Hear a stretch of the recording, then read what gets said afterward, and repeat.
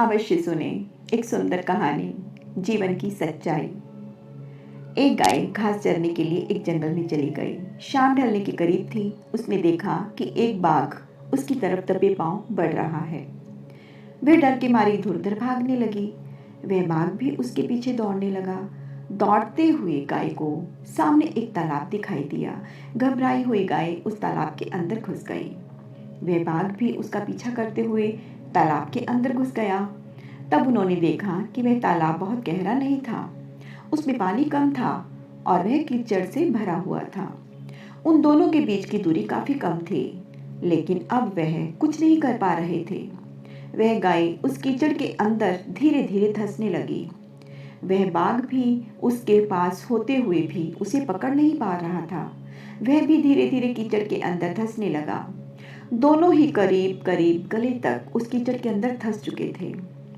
दोनों हिल भी नहीं पा रहे थे।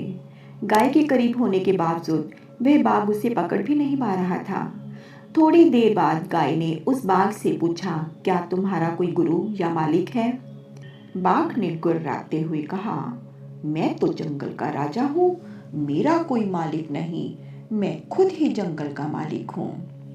गाय ने कहा, लेकिन तुम्हारी उस शक्ति का यहाँ पर तो कोई उपयोग ही नहीं।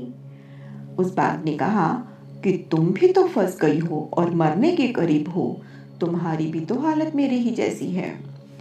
गाय ने मुस्कुराते हुए कहा, बिल्कुल नहीं, मेरा मालिक जब शाम को घर आएगा और मुझे वहां पर नहीं पाएगा तो वह ढूंढते हुए यहाँ जरूर आएगा और मुझे इस कीचड़ से निकाल कर अपने घर ले जाएगा। पर तुम्हें कौन ले जाएगा? थोड़ी ही देर में सच में ही एक आदमी वहां पर आया और गाय को कीचड़ से निकालकर अपने घर ले गया। जाते समय गाय और उसका मालिक दोनों एक दूसरे को बहुत ही कृतज्ञतापूर्वक देख रहे थे। वे चाहते हुए भी उस बाघ को कीचड़ से नहीं निकाल सकते थे, क्योंकि उनकी जान के लिए वे खतरा था। अब इस कहानी में गाय, बाघ, मालिक, कीचड़ और ये संघर्ष क्या है? गाय समर्पित हृदय का प्रतीक है और बाघ अहंकारी मन है।